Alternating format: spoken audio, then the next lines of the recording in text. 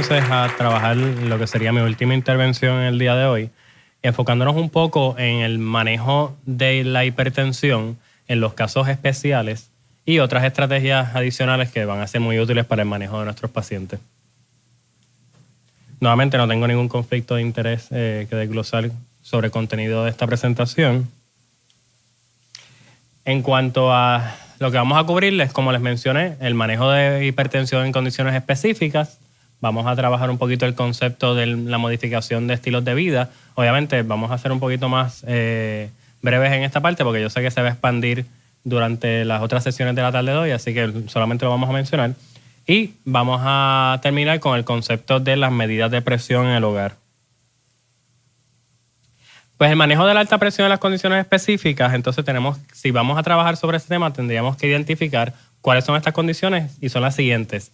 La urgencia o la emergencia hipertensiva, la hipertensión resistente, la hipertensión en pacientes que tienen enfermedad de las arterias coronarias epicárdicas, la hipertensión en pacientes que tienen fibrilación atrial, la hipertensión en fallo cardíaco, la hipertensión en pacientes que tienen diabetes, la hipertensión en pacientes que tienen enfermedad renal, en aquellos que tienen enfermedad cerebrovascular o en las mujeres embarazadas. Tenemos que entonces comenzar definiendo o estableciendo cuál es la diferencia fundamental entre una urgencia hipertensiva y una emergencia hipertensiva. Y en este sentido vamos a definir una emergencia hipertensiva como aquel paciente que tiene una presión severamente elevada, más de 180 a 120 milímetros de mercurio, y que tiene evidencia de daño a órgano final, es decir, el end organ damage. A su vez, definimos la urgencia hipertensiva como aquel paciente que tiene una presión severamente elevada, más de 180 sobre 120 milímetros de mercurio, en un paciente que está totalmente asintomático. Si entonces nos concentramos en la urgencia hipertensiva, es importante que cuando empecemos a tratar a estos pacientes le vayamos a reducir la presión en horas o hasta días. Vamos a hacerlo con una meta de bajar la presión hasta un nivel de la presión sistólica menos de 160 y de la presión diastólica menos de 100. Pero que a su vez no sea más de 25 a 30% más bajo de lo que es la presión basal del paciente. O sea, obviamente, como le mencioné en la segunda conferencia, esto está destinado a tratar de prevenir daño a los órganos paradójicos, de que si le bajamos la presión mucho a estos pacientes, ya su trama vascular se ha acostumbrado a esa presión tan alta y el bajarle la presión tan sustancialmente podría resultar en efectos adversos. Así que sí, vamos a bajarlo como meta a menos de 160 a 100, pero no más de 25 o 30 del baseline del paciente, 30%. En general, el manejo de estos pacientes va a concernir el restaurar los medicamentos de presión que ya tenían los pacientes usualmente prescritos, particularmente en pacientes que no están siendo adherentes a la terapia, y a iniciar terapia antihipertensiva si los pacientes no han tenido terapia previa. En algunos casos, aun cuando los pacientes son adherentes a su terapia, entonces tendríamos que añadir quizás un agente adicional o optimizar las terapias, las dosis de las terapias existentes. En términos de la emergencia hipertensiva, en estos pacientes la terapia óptima usualmente es un agente intravenoso, particularmente en aquellos pacientes que ya tienen una secuela bastante evidente como un derrame cerebrovascular o un infarto y demás. Usualmente en estos pacientes no es, por lo mismo que ya establecimos, muy saludable bajar la presión muy rápido o demasiado porque puede causar isquemia a las tramas vasculares que ya se habían acostumbrado a ese nivel de presión. Y para la mayoría de las emergencias hipertensivas, la presión arterial media o el mean arterial pressure debe reducirse entre 10 y 20% durante la primera hora y luego gradualmente durante las próximas 23 horas para al final reducirlo aproximadamente entre 25 y 30% en comparación con el baseline. Hay dos excepciones fundamentales a esta regla y es, en primer lugar, pacientes que tienen una emergencia hipertensiva en el setting de un accidente cerebrovascular o de un stroke, un derrame, estos pacientes usualmente no le vamos a bajar la presión a menos que esté más de 185 o 110 milímetros de mercurio. En aquellos pacientes, eso es para pacientes que sean candidatos para terapia de reperfusión o más de 220, 120 en aquellos pacientes que no sean candidatos a terapia de reperfusión, es decir, fibrinolítico. La estrategia básicamente aquí es que se ha documentado extensamente que cuando tú le disminuyes la presión sustancialmente a un paciente que tiene la presión muy alta y que tiene un accidente cerebrovascular concurrente, literalmente empeoras la isquemia porque retiras parte de la perfusión que está manteniendo ese tejido cerebral parcialmente perfundido. Así que si el paciente se va a someter a terapia de fibrinolíticos, y eso tiene unas indicaciones muy específicas, sí lo vamos a tratar si está más de 185-110, porque una contraindicación a terapia de fibrinolíticos es precisamente las presiones sistólicas más de 200. Pero si no lo vas a tratar con fibrinolíticos, entonces no vas a tratar la hipertensión a menos que esté más de 220 la sistólica o más de 120 la diastólica. De igual manera, la próxima excepción, muy importante, pacientes que tienen una crisis, una emergencia hipertensiva en el escenario de una disección de aorta. En estos pacientes es totalmente lo opuesto. Obviamente una disección de aorta es una emergencia extrema, particularmente en muchos escenarios si es ascendente es una emergencia quirúrgica, así que en este sentido tú quieres bajar lo más rápido posible el estrés que está sosteniendo esa pared arterial y para eso tienes que disminuir agresivamente la presión arterial. En esos pacientes, y es el único escenario donde está aceptado una disminución súbita con medicamentos de la presión, literalmente para bajarle entre 100 y 120 milímetros de mercurio la presión sistólica, básicamente ese sería el target en los primeros 20 minutos. Hipertensión resistente, que es un concepto que habíamos introducido en la segunda conferencia, básicamente lo vamos a definir como aquel paciente que tiene su presión elevada, aun cuando está usando 3 agentes antihipertensivos, uno de los cuales tiene que ser un diurético. Los pacientes que están controlados con 4 o más medicamentos también se entiende que tienen hipertensión resistente. Y como podrán imaginar, el manejo de estos pacientes literalmente envuelve en muchos escenarios la utilización de 3 o más agentes antihipertensivos para poderlos controlar apropiadamente. En pacientes que tienen la hipertensión, aún que siga descontrolada, aún cuando tienen 3 o más agentes, está indicado añadirle aldactona o espironolactona a estos pacientes y se ha demostrado que mejora el control de presiones cuando se añade este medicamento ya al régimen de 3 drogas preestablecido. Así que vamos a trabajar un poquito entonces sobre el concepto de los casos especiales, comenzando con pacientes hipertensos que tienen concurrentemente enfermedad arterial de las arterias coronarias. En estos pacientes vamos a preferir los siguientes medicamentos: los beta blockers, los ACE inhibitors o ARBs y los antagonistas de aldosterona. Los antagonistas de aldosterona tienen unas indicaciones un poquito más específicas en pacientes que tienen enfermedad coronaria, pero es uno de los medicamentos que se puede usar en este grupo. Importante tener mucha precaución con algunos calcium channel blockers y vasodilatadores porque pueden empeorar la isquemia en estos pacientes. Hipertensión en pacientes que tienen fibrilación atrial, como les habíamos mencionado en la segunda conferencia, en estos pacientes vamos a preferir los beta bloqueadores o los calcium channel blockers no dihidropiridina. Pacientes que tienen hipertensión y que concurrentemente tienen fallo cardíaco, en estos pacientes vamos a preferir los ACE inhibitors o ARBs, vamos a preferir los beta bloqueadores, y aquí quiero hacer un paréntesis porque no todos los beta bloqueadores están aprobados para ser usados en pacientes que tienen fallo cardíaco.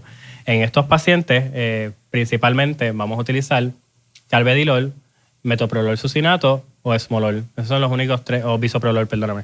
Esos son los únicos 3 beta bloqueadores que están aprobados para uso en pacientes que tienen fallo cardíaco, particularmente aquellos que tienen fracción de expulsión reducida. Los demás beta bloqueadores, aunque en teoría podrían ser usados, no están apoyados, su uso no estaría apoyado por ningún estudio porque esos son los únicos 3 beta bloqueadores que se ha demostrado que reduce mortalidad en pacientes que tienen fallo cardíaco. Naturalmente vamos a utilizar diuréticos con estos pacientes, el más común es el furosemide. Vamos a usar antagonistas de aldosterona, particularmente en pacientes que tienen menos de 35% de fracción de expulsión del ventrículo izquierdo, y podemos usar hidralazina. De nuevo, mucha precaución con todos los calcium channel blockers, excepto amlodipina, que es el único que tiene evidencia que apoya su uso en pacientes que tienen fallo cardíaco. La hipertensión en pacientes que tienen diabetes mellitus, es importante mencionar que la meta del tratamiento de hipertensión en estos pacientes es particularmente evitar la progresión de la enfermedad, particularmente el desarrollo de complicaciones cardiovasculares y de complicaciones renales. En ese sentido, vamos a utilizar, el agente de primera línea para utilizarse en estos pacientes es el ACE inhibitor o el ARB, particularmente porque se ha demostrado que tienen la capacidad de reducir la albuminuria en estos pacientes. Y esto, uno de los trials más grandes que trabajó sobre este tema es el Accomplish Trial, donde estableció que si el paciente diabético hipertenso no está muy bien controlado con el ACE inhibitor o con el ARB, podemos entonces añadir en esos pacientes un calcium channel blocker de la categoría de las dihidropiridinas. Otro de los medicamentos que es de uso muy común en pacientes hipertensos con diabetes y que está sumamente indicado son las tiazidas. Sin embargo, tenemos que tener presentes que cuando se usan en estos pacientes pueden alterar el metabolismo de glucosa, aunque se ha demostrado en los estudios de que esta alteración es modesta o mínima, y en ese sentido pues sigue siendo uno de los medicamentos indicados. La meta sobre cuál debe ser el control apropiado de la presión arterial en los pacientes hipertensos que tienen diabetes todavía es un tema que está siendo debatido por distintas organizaciones médicas, así que no voy a entrar a darle una recomendación específica, pero sí tengan en mente que hay algunas organizaciones que abogan por la meta de menos de 140-90 y otras que abogan por una meta más estricta de menos de 130-80. La hipertensión de pacientes que tienen enfermedad renal es importante que tengamos en mente que estos pacientes, básicamente, la etiología de esa hipertensión es multifactorial. Se entiende que, por un lado, es por la retención de sodio, el aumento en la actividad del sistema de renina y angiotensina y el aumento en la actividad del sistema simpatético. Por lo cual, en pacientes que tienen enfermedad crónica del riñón con proteinuria, y esto definido como que tiene una excreción de 500 a 1000 miligramos por día de proteína, las recomendaciones que se usan un ACE inhibitor o un ARB como terapia de primera línea para manejo de hipertensión en estos pacientes. En pacientes que tienen enfermedad crónica del riñón sin proteinuria, pero que tienen edema, podemos usar un diurético como primera línea. Una vez que se controla el edema, entonces podemos utilizar un ACE o un ARB o un calcium channel blocker de dihidropiridina. En pacientes que tienen enfermedad crónica del riñón sin proteinuria, pero que no tienen edema, de nuevo, al igual que los proteinúricos, vamos a usar un ACE o un ARB como primera línea y si es necesario podemos usar un calcium channel blocker de dihidropiridina. En pacientes hipertensos que tienen un derrame o que han tenido un derrame, una vez que el derrame esté estable o el accidente cerebrovascular esté estable, la terapia antihipertensiva se ha demostrado que reduce la tasa de recurrencia de un derrame y lo que es independiente básicamente del control de presión arterial. El beneficio básicamente está asociado con el control de la presión arterial promedio en estos pacientes y las guías del American Heart y la American Stroke Association recomiendan que utilicemos un ACE inhibitor o un ARB en combinación con un diurético en pacientes que han tenido un stroke o un TIA y que requieran terapia de combinación antihipertensiva. La hipertensión en las pacientes embarazadas, esto es un tema muy importante, tenemos muchas consultas sobre ese tema. Y en ese sentido, la recomendación es la siguiente. La presión, tenemos obviamente que comenzar diciendo que la presión en las mujeres embarazadas la vamos a establecer un poco, la hipertensión, de una manera un tanto distinta en comparación a las pacientes no embarazadas. Y vamos a decir que en las pacientes embarazadas la presión normal es hasta 140-90, la hipertensión moderada es la sistólica entre 140 y 159 y la diastólica entre 90 y 109. Y la presión y la hipertensión severa la vamos a definir como más de 160 a 110. Importante, los ACE inhibitors y los ARB están totalmente contraindicados en mujeres embarazadas por los efectos teratogénicos. Así que hay unos medicamentos específicos que debemos usar en estas pacientes. Si tenemos que iniciar terapia antihipertensiva, vamos a preferir usar el metildopa o el labetalol. Estos son los dos medicamentos de mayor uso y los dos que debemos usar en pacientes embarazadas. Si tenemos que usar un tercer agente por alguna razón, podemos usar un calcium channel blocker de larga duración como nifedipine y si tenemos que usar un cuarto agente, entonces podemos usar hidralazina. La meta de tratamiento para estas pacientes es disminuir la presión sistólica hasta que esté en el rango entre 140 y 150 y la diastólica entre 90 y 100. Muy bien. En cuanto a las intervenciones para la modificación del estilo de vida, el doctor Delgado le dio un tanto a esto durante la sesión de la mañana. Tenemos varias intervenciones que se ha demostrado por evidencia que reducen la presión arterial de nuestros pacientes. En primer lugar, la reducción de peso. Si mantenemos un BMI apropiado entre 19 aproximadamente y 25, esto nos puede reducir la presión sistólica entre 5 y 20 milímetros de mercurio. Si consumimos una dieta rica en vegetales, en dairy products, en fruta, esto nos puede reducir también la presión sistólica entre 8 y 14 milímetros de mercurio. Si reducimos el consumo de sodio a no más de 100 milimoles por día, es decir, aproximadamente entre 6 gramos de sodium chloride, esto nos puede reducir la presión sistólica entre 2 y 8 milímetros de mercurio. Si incurrimos en actividad física, definido como actividad de por lo menos 30 minutos por día la mayoría de los días de la semana, esto nos puede reducir la presión sistólica entre 4 a 9 milímetros de mercurio. Y si moderamos el consumo de alcohol, también podemos experimentar una reducción en nuestra presión sistólica entre 2 y 4 milímetros de mercurio. La obesidad, obviamente la obesidad está asociada con un aumento significativo de la mortalidad de los pacientes, aumenta el riesgo de desarrollar diabetes tipo 2, hipertensión, dislipidemia y enfermedad coronaria. Los beneficios de perder peso están ampliamente documentados y reducen la probabilidad de progresar hacia de intolerancia de glucosa a diabetes, pacientes que tienen la presión en prehipertensión, estadios más avanzados de hipertensión y pacientes que tienen dislipidemia a mayores grados de dislipidemia. Efectos o beneficios no cardíacos de una reducción de peso incluyen la reducción en incontinencia urinaria, reducción en las tasas de apnea del sueño y de depresión y mejorar la calidad de vida. Así que espero haberlos convencido a todos de que trabajar con el peso es una de las labores más importantes que podemos hacer como clínicos con nuestros pacientes. Y para esto, obviamente, tenemos que intervenir. Y la intervención tiene que estar dirigida, en primer lugar, a orientar a nuestros pacientes sobre una dieta apropiada, trabajar con ellos en cuanto a las metas de los ejercicios y cuáles son las metas para la reducción de peso. Aún con estas medidas, hay pacientes que no cumplen, ¿verdad?, con las metas de reducción de peso. Y para estos pacientes, entonces, tenemos que idearnos estrategias adicionales, que son las que vamos a discutir ahora.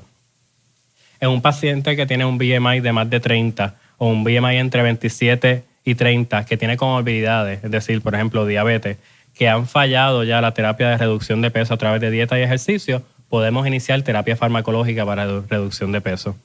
En pacientes que tienen un BMI de más de 40, que han fallado la terapia de dieta y ejercicio y a la terapia farmacológica, podemos entonces considerar cirugía bariátrica. En pacientes que tienen un BMI de más de 35 y que tienen comorbilidades relacionadas a la obesidad, como por ejemplo hipertensión, diabetes, dislipidemia y apnea del sueño, que han fallado a terapias de intervención en cuanto a dieta, ejercicio y a terapia farmacológica, en estos pacientes también estaría indicado un referido para evaluación para cirugía bariátrica. En cuanto a la dieta que recomienda el Million Hearts es la dieta DASH. El DASH no es más que básicamente el Dietary Approach to Stop Hypertension Trial, que es un estudio en donde se asignaron 459 pacientes, básicamente que tenían la presión menos de 160/80, a una de 3 dietas. La primera dieta, una dieta control baja en frutas, vegetales y legumbres, y que incluía snacks como dulces, carnes y demás. Una dieta alta, la segunda dieta, que era una dieta alta en frutas, vegetales y legumbres, pero baja en snacks y en dulces. Y la dieta combinada, que era la tercera opción, que era rica en frutas, vegetales y legumbres, con una baja proporción de productos, obviamente, como snacks y carne, dulces y demás. Y esta era la dieta DASH. ¿Y qué encontró este estudio? Básicamente lo que se encontró es que la dieta de frutas y vegetales redujo la presión aproximadamente entre 2.8 milímetros de mercurio la sistólica y 1.1 milímetros de mercurio la diastólica. Pero la dieta combinada, la dieta DASH, redujo la sistólica aún más, aproximadamente 5.5 milímetros de mercurio la sistólica y 3 milímetros de mercurio la diastólica. Estos efectos básicamente los vimos más notables en pacientes que ya eran hipertensos y el efecto en la reducción de presión, el efecto máximo, lo vimos durante las primeras 2 semanas luego de comenzar la dieta.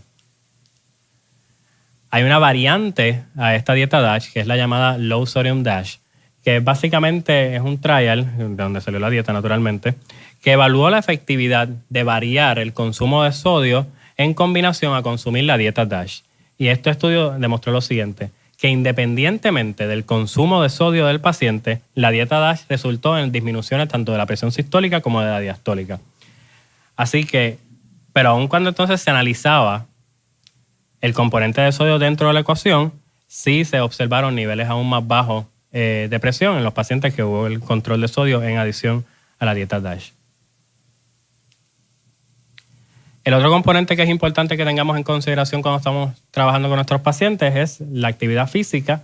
El ser sedentario está asociado a pobres desenlaces de salud y el ejercicio moderado o vigoroso está asociado con efectos de salud beneficiosos, como por ejemplo una disminución en el riesgo de obesidad, disminución en el riesgo de enfermedad coronaria, disminución en el riesgo de derrame, de algunos tipos de cáncer y de mortalidad de cualquier causa. El ejercicio también nos ayuda a disminuir el uso de tabaco y básicamente reduce el deterioro de la capacidad cognitiva de los pacientes, particularmente nuestros pacientes mayores.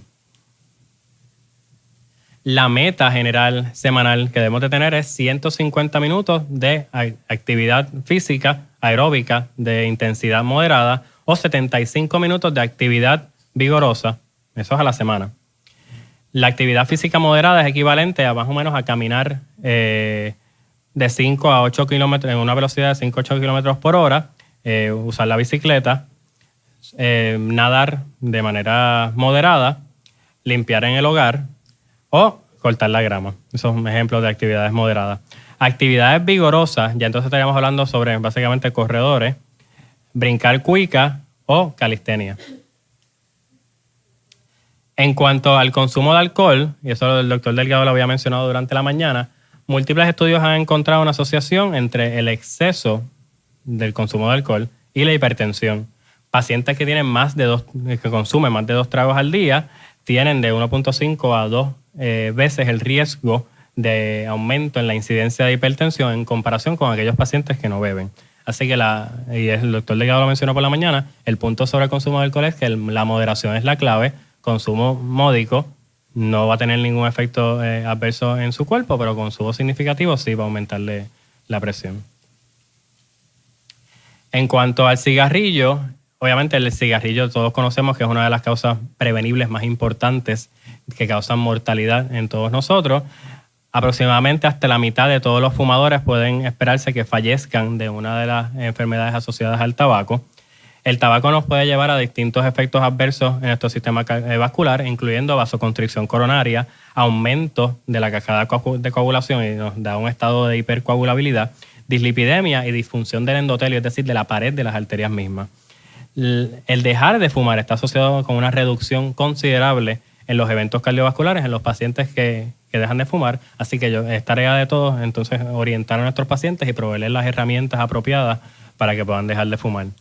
¿Y cómo vamos a hacer esto? Pues vamos a evaluar en cada visita la disponibilidad y la intención del paciente de dejar de fumar. Se ha demostrado que estas intervenciones en cada visita aumentan la tasa de cesar de fumar por parte de los pacientes y aboga o apoya la confianza, obviamente, entre el médico y el paciente. Todos los pacientes, todos los fumadores se les debe recomendar que dejen de fumar y aquellos pacientes que estén aptos a hacerlo, proveerles entonces las herramientas de comportamiento, de modificación de comportamiento y farmacológicas que sean necesarias. Para aquellos fumadores que no están listos para dejar de fumar, el rol del clínico básicamente es proveerle la perspectiva, ¿verdad?, de los riesgos que tiene esta conducta. Y si vamos entonces a intervenir con aquellos pacientes que sí están dispuestos a dejar de fumar, podemos iniciar terapia farmacológica que puede incluir reemplazo de nicotina, varenicline, que es el medicamento conocido de marca como Chantix, y el bupropión. En cuanto al parcho de nicotina, la dosis es usualmente 21 miligramos para aquellos fumadores que consuman más de 10 cigarrillos al día, 14 miligramos para aquellos que consuman menos de 10 cigarrillos al día y 7 miligramos lo usamos ya como una dosis de tapering. Vamos a aplicarle un parcho diario. Ese parcho se va a aplicar antes de la fecha de que el paciente deja de fumar y vamos a rotar el lugar donde le vamos a aplicar el parcho. Los efectos secundarios más comunes es irritación en la piel, insomnia y sueños vívidos. Las ventajas de este sistema es obviamente de que le da al paciente una dosis continua de nicotina y mantiene un nivel continuo o estable de nicotina en la sangre. Y es el producto que es de más fácil uso dentro de los productos de reemplazo de nicotina.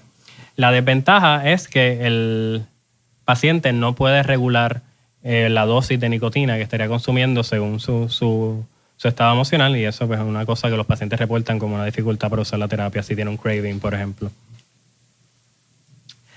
En la goma de mascar de nicotina vamos a usar una dosis de 2 miligramos para aquellos pacientes que usan menos de 25 cigarrillos por día y 4 miligramos para aquellos pacientes que usan más de 25 cigarrillos por día. Vamos a usar una goma de mascar cada hora hasta un máximo de 24 gomas de mascar al día. No podemos comer ni beber nada por 30 minutos antes de usar y durante el uso de la goma de mascar. Efectos secundarios más comunes: irritación en la boca, acidez, hipo, náusea. La ventaja de este método es que básicamente el usuario controla la dosis de nicotina y provee como un sustituto oral para los cigarrillos. La desventaja es que muchos pacientes reportan que el sabor no es muy agradable y que puede dañar los dientes, la capa dental. En cuanto al varenicline o el Chantix, la dosis de este fármaco es 0.5 miligramos en cada pastilla. Vamos a usarlo de la siguiente forma. Vamos a proveerle 0.5 miligramos por los primeros 3 días, 0.5 miligramos diarios por los primeros 3 días, luego 0.5 miligramos 2 veces al día por 4 días y luego 1 miligramo 2 veces al día. Esa va a ser la dosis final. Vamos a comenzar bajito hasta que vayamos subiendo. Vamos a comenzarlo de 1 a 2 semanas antes de que el paciente deje de fumar y podemos empezarlo aproximadamente hasta un máximo de 4 semanas antes de que el paciente deje de fumar, pero idealmente de 1 a 2 semanas. Efectos secundarios más comunes son las náuseas, el insomnio, dolor de cabeza y un rash que ocurre en menos de 3% de los pacientes. La ventaja de este medicamento es que, en primer lugar, ayuda para el withdrawal de nicotina que tienen los pacientes y bloquea el sistema de recompensa, ¿verdad?, que tienen los pacientes de fumar, y que es un agente oral. Es importante que tengamos en mente que debemos usar una dosis reducida en pacientes que tienen insuficiencia renal. Y incluir el último punto, porque sí ha habido varios estudios que han demostrado un aumento en riesgo cardiovascular con el uso de este medicamento. Por lo menos lo que se establece es que sí, han habido metaanálisis de que han demostrado un aumento en riesgo, pero la significancia estadística de dichos estudios no ha sido muy poderosa, así que no pueden decir categóricamente con un nivel de evidencia apropiado de que aumenta el riesgo cardiovascular, pero sí en algunos pacientes se ha visto un leve aumento en riesgo, particularmente ya en pacientes que tengan condiciones cardiovasculares preexistentes. El bupropión, vamos de larga duración, la dosis es de 150 miligramos, vamos a usar 150 miligramos al día por 3 días, luego de ahí en adelante 150 miligramos 2 veces al día. Debemos comenzar el medicamento de 1 a 2 semanas antes de que el paciente deje de fumar, teniendo en cuenta posibles efectos secundarios como insomnio, agitación y boca seca. Ventaja es que el medicamento tiene también como efecto coartar un tanto el aumento de peso que tienen a ver estos pacientes cuando dejan de fumar, y que es una terapia oral. Importante que tengamos en mente de que sí hay una advertencia sobre este medicamento, sobre su uso en pacientes particularmente que tienen condiciones neuropsiquiátricas y pacientes que tienen epilepsia o alguna condición que lo predisponga a alguna convulsión. Vamos entonces, el otro tema que quería conversar con ustedes es sobre el monitoreo de presión arterial de manera ambulatoria.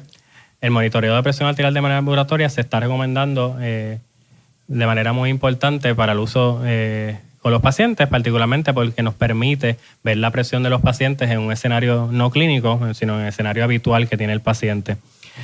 Tiene unas indicaciones bien específicas que las vamos a repasar a continuación. Pero antes quería comentarles sobre que eso es una pregunta que nos hicieron durante la mañana, sobre cuál sería el método apropiado o el device, el dispositivo apropiado. Vamos a preferir un device para monitoreo de presión ambulatoria que esté automatizado. ¿Okay? Vamos a preferir uno que sea versus aquellos que son manuales. Vamos a preferir uno que sea para el brazo versus aquellos que son de la muñeca o hasta del dedo. Vamos a preferir aquellos que estén validados por la Asociación Americana de Instrumentos Médicos, y eso lo debe decir en el empaque del producto. Vamos a preferir aquellos que tengan capacidad de memoria, es decir, para nosotros poder ver un log de presiones de todos nuestros pacientes, ¿verdad? Que tenga nuestro paciente. Y vamos a preferir un dispositivo que podamos medir cuán certeros son las medidas que está tomando el dispositivo. Por ejemplo, un dispositivo que el paciente lo traiga consigo a la visita clínica para entonces comparar la presión que obtiene el dispositivo con el paciente versus la que se obtiene en la oficina. Para quienes vamos a usar un sistema de monitoreo ambulatorio, va a ser para aquellos pacientes que tienen una sospecha de hipertensión de bata blanca, para aquellos pacientes que tienen hipertensión episódica, por ejemplo, aquellos que tienen una sospecha de tener un feocromocitoma, para aquellos pacientes que tienen hipertensión que es resistente a aumentarle medicamentos, es decir, le seguimos aumentando medicamentos y la presión sigue alta, pacientes que son hipertensos aun cuando se están siendo adherentes a su terapia de medicamentos y pacientes que tienen disfunción autonómica. Otros usos potenciales para el sistema de monitoreo ambulatorio es aquellos pacientes que tienen un non-deeper status o hipertensión nocturna, es decir, que no le baja la presión durante las noches, para poder medir si hay variaciones grandes entre la presión medida del paciente y la de la oficina, eso se usa mucho, para evaluar si la terapia antihipertensivo está siendo efectiva particularmente durante las mañanas y para evaluar si la presión arterial que es tomada en la oficina, particularmente en mujeres embarazadas, donde estemos pensando que la mujer puede tener preeclampsia, ahí sí sería una indicación enteramente aceptable para ver si la paciente sigue hipertensa en su casa, porque obviamente las pacientes embarazadas, particularmente si tienen preeclampsia, requieren un manejo específico y no debemos dejar a estas pacientes a que simplemente sea el seguimiento de presión o la evaluación de si están hipertensas a nivel de visitas en la oficina. Básicamente el sistema lo que implica es que el paciente usa un dispositivo que toma las presiones de manera sincronizada en unos intervalos ya preestablecidos durante un periodo de 24 a 48 horas. La definición de alta presión va a depender básicamente de cuál es el momento que estemos haciendo la medida. Si tenemos una medida donde tomamos el paciente tiene el dispositivo por 24 horas, vamos a definir que el paciente está normotenso si tiene una presión de menos de 130/80 en promedio durante esas 24 horas. Y que está hipertenso si tiene una presión en promedio de más de 135/85 durante esas 24 horas. Si el monitoreo de presión solamente se le aplica durante el día, vamos a definir que el paciente está normotenso si tiene una presión de menos de 135/85 y que está hipertenso si tiene durante el día una presión promedio de más de 140/90. Sobre la adherencia a los medicamentos, esto es un tema extremadamente importante, una de las causas comunes para que los pacientes no estén en las metas. Es responsabilidad de todos, básicamente, establecer o reconocer que la no adherencia a los medicamentos es un problema serio y que no es nuestra responsabilidad como clínicos intervenir con los pacientes para asegurarnos de que se tomen los medicamentos y maximizar la adherencia dentro de lo que sea posible. Algunas causas comunes para que los pacientes no se tomen sus medicamentos es que algunos están en desconocimiento sobre la definición, las posibles causas y las secuelas que puede tener la hipertensión en sus vidas. Pacientes que estén asintomáticos, muchos no tienen muchos tienen poca motivación para entonces continuar la terapia si se sienten bien y que no reconocen o que la hipertensión causa en ellos una reacción bastante fuerte, particularmente en aquellos que el diagnóstico pueda acarrear algún problema social o económico. Factores que nos deben alertar que un paciente potencialmente va a tener pobre adherencia a sus medicamentos es aquellos pacientes que tengan una proficiencia limitada en cuanto al lenguaje, pacientes que tengan un historial de enfermedad mental como depresión, ansiedad o adicción, pacientes que no crean en el beneficio del medicamento, pacientes que entiendan que los medicamentos son innecesarios o que pueden causar daño, pacientes que tengan dudas o preocupaciones, particularmente pueden ser muy genuinas, sobre los posibles efectos secundarios de los medicamentos, pacientes que hayan expresado dudas o que tengan algún asunto en específico sobre el costo de los medicamentos, y pacientes que muchos te lo dicen que están literalmente hartos de tomar tantos medicamentos, particularmente pacientes mayores que están en polifarmacia, pues esos pacientes pueden estar a riesgo de no adherencia. Es importante que trabajemos con eso. Algunas estrategias que se han diseñado para mejorar la adherencia de los medicamentos de nuestros pacientes. En primer lugar, hay que tratar de simplificar el régimen y esto lo podemos hacer de distintas formas. Podemos proveerles o enseñarle a los pacientes sobre el uso de las cajitas para la segregación de los medicamentos para que sepan qué día de la semana y a qué hora se tienen que tomar los medicamentos. Ya hay hasta aplicaciones para los teléfonos inteligentes que promueven la adherencia de los medicamentos. Y tratar de cuadrar que la administración de los medicamentos coincida con ciertas actividades en el día del paciente. Por ejemplo, me levanto por la mañana, como el desayuno y me tomo el medicamento. Pues cuando uno asocia esas actividades con el medicamento en específico, pues eso promueve la adherencia. Impartir conocimiento es la responsabilidad entonces de nosotros como clínicos, escribir legiblemente las instrucciones sobre los medicamentos a los pacientes y reforzarlas de manera verbal. En adición, podemos proveerle literatura o dirigirlos hacia páginas web donde pueden encontrar información adicional.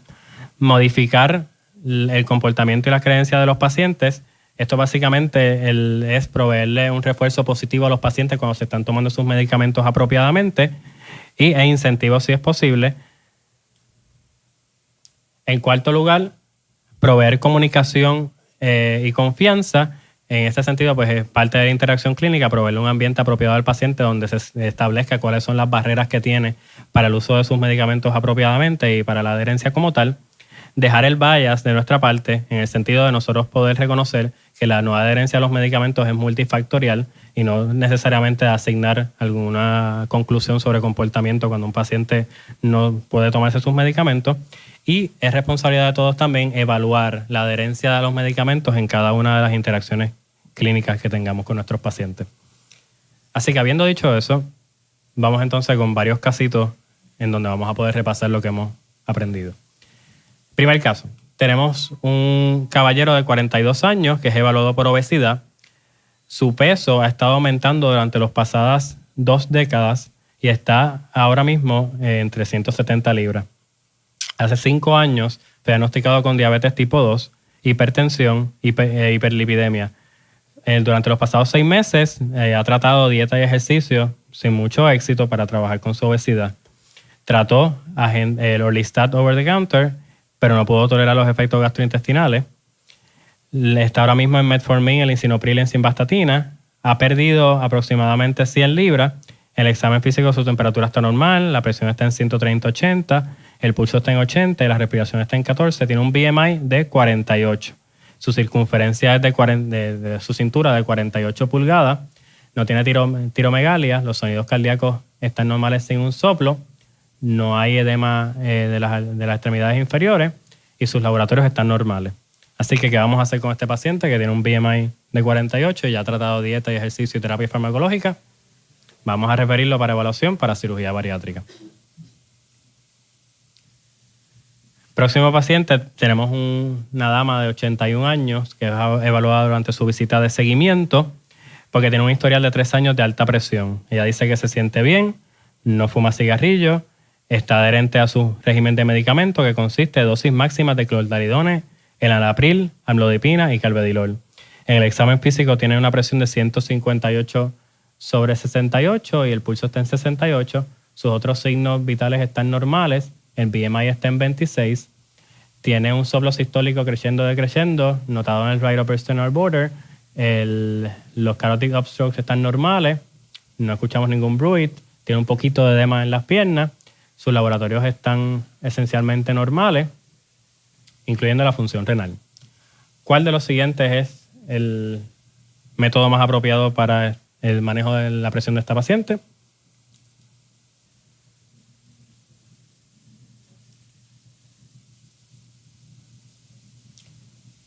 Vamos a hacerle un ambulatory blood pressure monitoring. Habíamos establecido dentro de las indicaciones para el ambulatory blood pressure monitoring que es para pacientes que tienen presión descontrolada aun cuando se entiende que son adherentes a su medicamento. En esos pacientes queremos ver básicamente cuál es el curso de presión durante su día para entonces quizás modificar los horarios de los medicamentos y en ese sentido el ambulatory blood pressure monitoring nos daría esa herramienta. Un próximo caso, una dama de 54 años es evaluada por un electrocardiograma anormal que se le tomó en una feria de cernimiento local. No ha tenido síntomas cardiovasculares y no tiene factores de riesgo, no toma ningún medicamento. En examen físico la presión está en 136/80 milímetros de mercurio y los otros signos vitales están normales. El resto de su examen está normal. Los estudios de laboratorio, incluyendo el CBC, la creatinina, los electrolitos y los lípidos, están normales. El electrocardiograma demuestra criterios de voltaje para hipertrofia del ventrículo izquierdo.